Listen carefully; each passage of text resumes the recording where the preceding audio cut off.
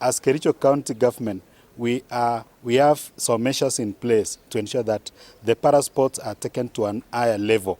One is that we are coming up with a policy document and implementation framework that will guide the implementation of these para sports.